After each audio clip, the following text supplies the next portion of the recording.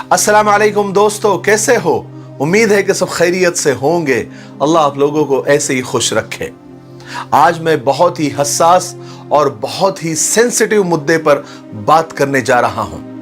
وہ ہے ہمارے ملک میں بڑھتے ہوئے ریپ کیس، بڑھتے ہوئے بلاತ್ಕಾರ اور بڑھتے ہوئے آبروریزی کے واقعات ہیں جو دن بدن بڑھتے ہی جا رہے ہیں۔ مجرموں اور ظالموں کے دل سے قانون کا، پولیس کا خوف نکلتا جا رہا ہے۔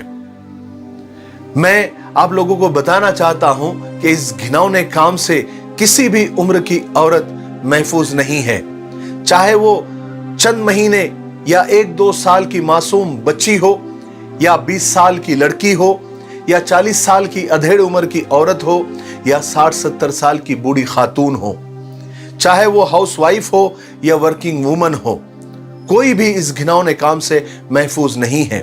کہیں نہ کہیں کسی نہ کسی کا جنسی استحصال ہو ہی رہا ہے، آبروریزی اور اس کا بلاತ್ಕಾರ ہو ہی رہا ہے۔ میڈیا میں اور پولیس کے سامنے تو معاملات بہت کم ہائی لائٹ ہوتے ہیں، لیکن بہت سارے معاملات تو دب جاتے ہیں خاندان کی عزت کے نیچے، خاندان کے وقار کے نیچے، کہ کچھ عورتیں اور کچھ خواتین اس کو بول ہی نہیں پاتی۔ خاص کر کے یہ معاملات آج کل بچوں کے ساتھ زیادہ ہونے لگے ہیں۔ میں آپ کو بتا دوں، ایک رپورٹ کے مطابق کہ 70 سے 80% بچوں کے ساتھ ہونے والے جنسی استحصال یعنی آبروریزی، بلاತ್ಕಾರ میں ان کے اپنے ہوتے ہیں، جیسے ان کے رشتہ دار، ان کے دوست احباب یا ان کے کزنز وغیرہ۔ تو میں آج آپ لوگوں کو چند ایسی باتیں بتاؤں گا کہ جس کے اوپر آپ لوگوں کو عمل کرنا ہے، چند نسخے، چند نکتے، چند پوائنٹس، جس سے ہم اپنے بچوں کو بیدار کر سکتے ہیں۔ دیکھیے، سب سے پہلے تو ان کی اچھی تربیت، اسلامی تربیت، اللہ کا ڈر، یہ ساری چیزیں تو ہے ہی، یہ لازم اور فرض ہے کہ ان کی دینی تربیت ہو، لیکن اس کے ساتھ کچھ پریکٹیکل چیزیں ہونا بہت ضروری ہے اور ان کو سکھانا بہت ضروری۔ نمبر 1، اپنے بچوں کو ہمیشہ گھر کے ایسے 2 موبائل نمبر زبانی یاد کرائے جو ہمیشہ آن رہتے ہیں، چالو رہتے ہیں۔ نمبر 2، اپنے بچوں کو اتنا بچہ نہ سمجھے کہ انہیں محرم اور نامحرم رشتوں کی پہچان نہ ہو، بلکہ آپ انہیں پہچان کرائیں کہ بیٹے محرم رشتہ اور نامحرم رشتہ کیا ہوتا ہے، اور انہیں آپ بتائیں کہ آپ کو کن رشتوں کے پاس جانا ہے اور کن رشتوں کو دور سے ہی سلام کرنا ہے۔ نمبر 3، بچوں کو یہ سکھائے کہ جسم کے کس حصے پر ہاتھ لگانا یا چھونا گندی بات ہوتی ہے۔ اگر کوئی آپ کو اس جگہ پر ٹچ کرے یا ٹچ کرنے کی کوشش کرے تو آپ فوراً آ کر اپنے ماں باپ کو بتائیں۔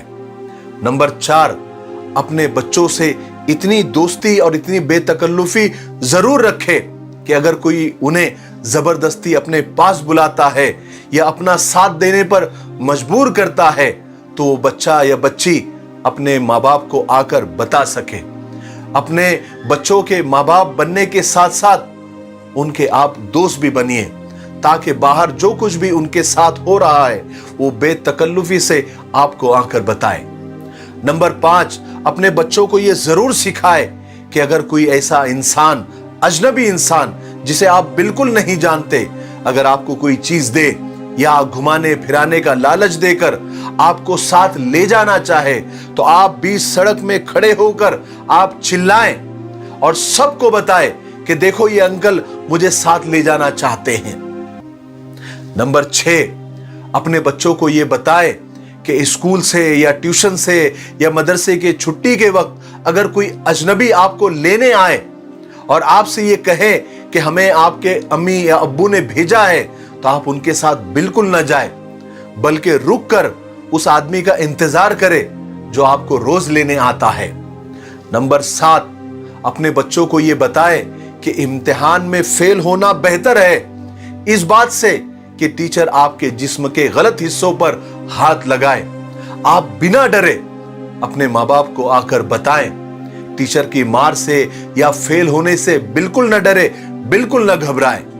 نمبر 8، اپنے بچوں کو اور اپنے لڑکیوں کو یہ سکھائیں کہ اس سڑک سے بالکل نہیں گزرنا ہے جو اکثر سنسان رہتی ہے۔ نمبر 9، گھر سے باہر کسی سے کوئی بھی چیز لے کر نہیں کھانی ہے، اور بچوں کو خاص طور سے یہ باہر ٹھیلے والوں سے، آئس کریم والوں سے ڈرا کر ہی رکھے تو زیادہ بہتر ہے۔ نمبر 10، اپنے بچوں کو اور اپنے بچیوں کو کسی دوست یا کزن کے ساتھ اکیلے کمرے میں بالکل نہ سلائے۔ نمبر 11، اگر آپ کا بچہ کسی رشتہ دار کے پاس جانے سے ڈرتا ہے تو اسے آپ بالکل مجبور نہ کریں۔ بچہ صحیح غلط سے آشنا نہیں ہوتا ہے، اسے پہچان نہیں ہوتی ہے، لیکن اللہ نے بچوں کو چھٹی حس یعنی سکس سینس دے رکھا ہوتا ہے، جس سے بچے کو یہ احساس ہوتا ہے کہ ان کے ساتھ جو کچھ ہو رہا ہے وہ کچھ اچھا نہیں ہے، تو آپ انہیں بالکل مجبور نہ کریں۔ نمبر 12، بڑے ہوتے ہی بچے تجسس کے مارے ہر صحیح غلط کو جان لینے کی کوشش میں غلط دوستوں میں پھنس جاتے ہیں، چنانچہ اپنے بچوں کے دوستوں پر اور ان کے کزنز پر نظر رکھیں کہ وہ کیا کھیل رہے ہیں اور کس ٹائپ کے کھیل کھیل رہے ہیں۔ ان کے اوپر خاص طور سے ماں باپ کی نگرانی ہونی چاہیے۔ نمبر 13، بچوں کے ساتھ بہت زیادہ سختی نہ کیا کرے۔ بہت زیادہ سختی بچوں کو ماں باپ سے دور کر دیتی ہے۔ بچوں کو سمجھاتے وقت آپ کا انداز بہت دوستانہ اور پیار والا ہونا چاہیے۔ اپنی بیٹیوں کو شروع سے ہی عورت کی عزت، اہمیت بتاتے رہیں، اس سے واقف کراتے رہیں، تاکہ کل وہ جنسی درندوں کا شکار نہ بن سکے۔ نمبر 14، اپنے بچوں کو بالکل بھی کسی کے گھر رات گزارنے کی اجازت نہ دے۔ ابھی وہ وقت نہیں رہا کہ اپنے بچے بچیاں اپنے سہیلیوں اور کزنز کے یہاں پر بنا ماں باپ کے رات گزار سکے۔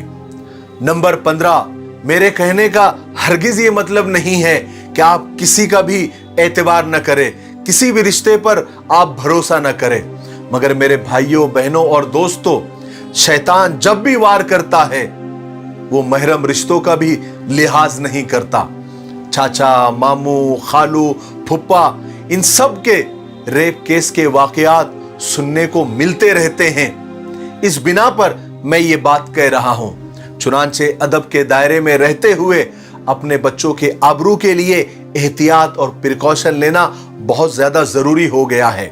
پتہ نہیں حکومت کچھ کرتی بھی ہے یا نہیں، مگر جب تک آپ تک یہ خبر پہنچتی ہے تب تک آپ کے بچوں کے ساتھ وہ سب چیزیں ہو چکی ہوتی ہے، ظلم ہو چکا ہوتا ہے۔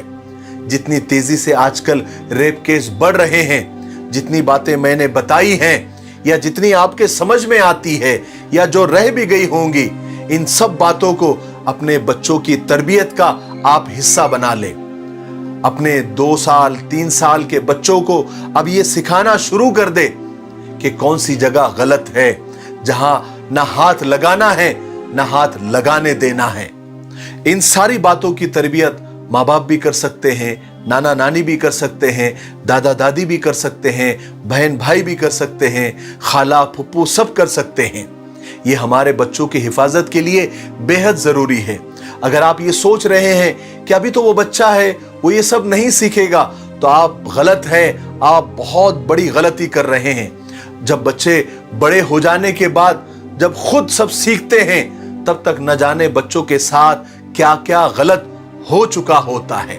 ان ساری باتوں کے علاوہ گھر میں دینی ماحول بھی بنا کر رکھے، خود بھی نماز پڑھے، بچوں کو بھی نماز کا اہتمام کروائے، خود بھی قرآن پاک کی تلاوت کرے، بچوں سے بھی کروائیں۔ اس کے علاوہ بچوں کو اگر موبائل دینا ضروری ہے، اس میں انٹرنیٹ لگانا ضروری ہے، تو بچوں پر کڑی نگاہ رکھے کہ بچے اس میں کیا دیکھ رہے ہیں، کوئی غلط ویڈیو تو نہیں دیکھ رہے ہیں، کوئی غلط ویب سائٹ پر تو نہیں جا رہے ہیں۔ ان سب چیزوں کا خیال رکھے، تب بچوں کی اچھی تربیت ہوگی اور وہ اچھے بنیں گے، خود کے لیے بھی، خاندان کے لیے بھی، پورے شہر کے لیے بھی، اور پورے ملک، پوری دنیا کے لیے اچھے بنیں گے۔ بڑے ہو کر نہ یہ کسی معصوم کا شکار کریں گے، نہ کسی درندے کا شکار بنیں گے۔ مجھے امید ہے کہ آج کی میری چند باتیں آپ کو فائدے مند لگی ہوں گی، آپ اس سے ضرور فائدہ اٹھائیں گے۔ میرے لیے، پوری امت کے لیے اور پوری انسانیت کے لیے خیر اور بھلائی کی دعا کرتے رہیں۔ السلام علیکم ورحمۃ اللہ وبرکاتہ۔